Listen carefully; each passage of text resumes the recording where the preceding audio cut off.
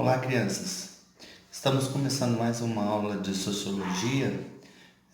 Gostaria de pedir aos meus alunos que são inscritos nesse canal que pudessem estar passando essas informações que eu vou estar dizendo nessa aula, né, para os seus colegas que não são inscritos. Se vocês tiverem condições de mandar nos grupos, né, das turmas da qual você faz parte, para que os seus colegas possam ter acesso a essa aula. Não significa que eu vá cobrar isso na sala de aula como se como se eu tivesse dado a aula, não. Mas é para vocês irem acompanhando na sequência e não ficarem atrasados, porque quando a gente passar esse período de recesso, passar esse período de aulas que a gente não está dando, né? Pode ser que a gente tenha que acelerar e talvez o conteúdo não fique tão bem trabalhado como seria se a gente estivesse tendo aula normal. Então, para os alunos que puderem ter acesso, se vocês puderem estar divulgando e repassando, mandando o link para eles, eu agradeço. É a aula da sequência.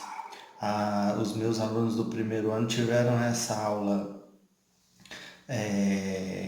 anterior, a última aula que eu postei no canal, eles já tiveram. Então, a aula que eu iria dar na sala de aula, na sequência, seria essa sobre identidades sociais. E aí eu peço que vocês prestem atenção e façam as suas anotações para a gente dar prosseguimento nisso depois, quando a gente retornar à aula. E é uma forma também de vocês estarem mantendo uma rotina, porque o que os especialistas estão dizendo, a maioria das pessoas, é que esse tempo de confinamento dentro de casa é bom que você crie uma rotina para não ficar só esperando nessa ansiedade que provoca ficar dentro de casa, né, o tempo todo. Então é bom que vocês possam ter uma rotina de estudos diários, não muito rígida, nem precisa ser muito ao pé da letra, né, como muitas pessoas dizem, mas é bom que tenha uma rotina de estudar algumas vezes no dia, de manter um ritmo, porque o ficar o tempo todo ocioso pode gerar uma ansiedade muito grande, ainda mais que a gente tem que ficar o tempo todo dentro de casa, né? Então, uma rotina dentro de casa é bom para ajudar a aliviar o estresse emocional desse período, tá bom? Então, olá, crianças, está começando mais uma aula.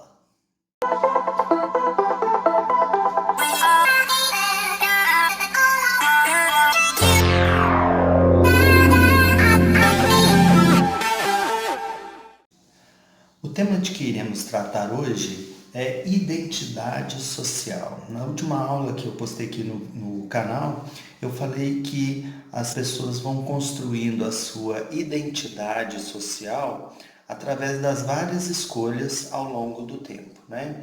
Então, nas instituições primárias, de socialização primária, você escolhe algumas coisas, você aprende imitando, aprende copiando algumas coisas das pessoas e se identificando. Além do aprendizado normal, você tem a identificação, que são os 3 mecanismos de socialização, né? Os 3 mecanismos pelos quais a socialização acontece na sua vida. Então, você tem a identificação, o aprendizado e a imitação. E a identificação em cada fase desse processo de aprendizado, de conhecimento, de introjetar as regras sociais dentro da sociedade, dentro da sua vivência como indivíduo, você vai criando características que são suas dentro da sociedade. Então, a sua identidade social é construída assim. O pai ou a mãe que você se sente identificado com ele, o tio, a pessoa que você imita algumas coisas, às vezes imita até sem perceber, os grupos que você passa a frequentar por influência da família, por influência da escola, né? As instituições às quais você começa a frequentar, seu primeiro emprego, os grupos de amigos que você gosta mais de estar com eles, vão criando uma identidade. O que é essa identidade? São aquelas coisas que te caracterizam, que fazem você ser quem você é e que te fazem ser diferente de outras pessoas, né? A sua identidade, ela é muito importante. E quando a gente fala em identidade social, esse conceito ele é importante porque ele vai construir dentro da sociedade a cultura, né? Porque a cultura vai ser a identidade de um grupo, de um povo, de uma comunidade, né? Então a cultura vai ser vão ser os elementos que compõem a identidade de um grupo, de um todo, né? De um conjunto de pessoas. E aí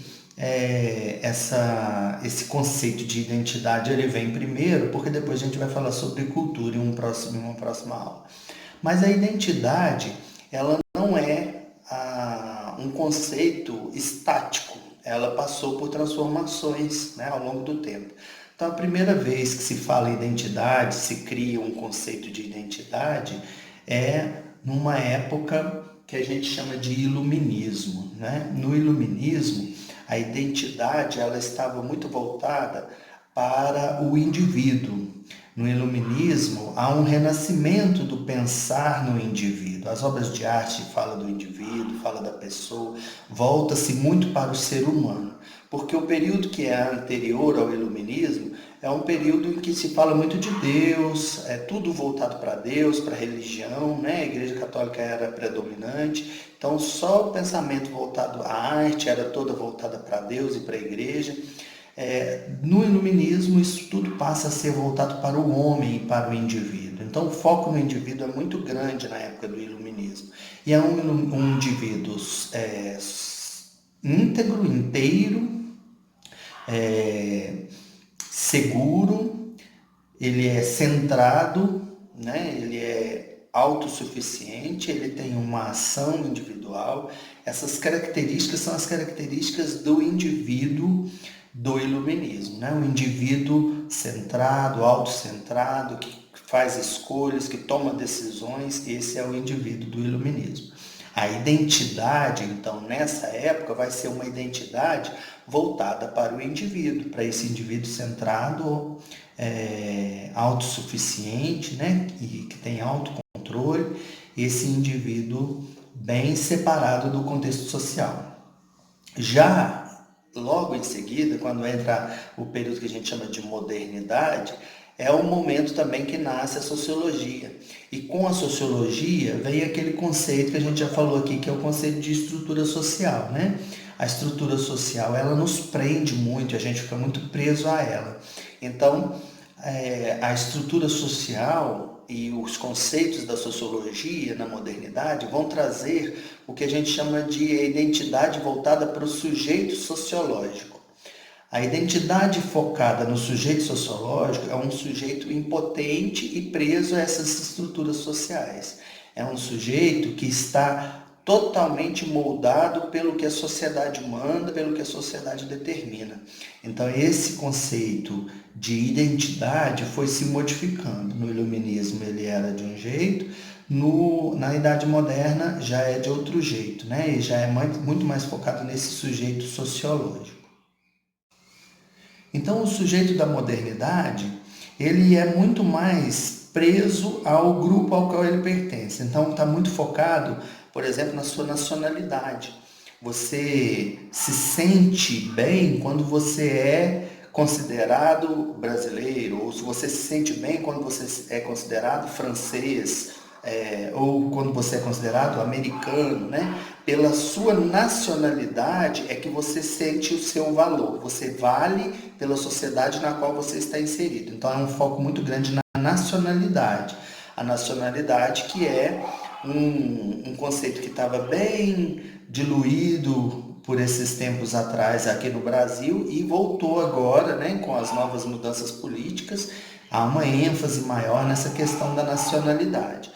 Mas a nacionalidade também é algo que tem sido perdido ao longo do tempo desde a globalização, porque hoje o foco não é tanto mais no país no qual você vive.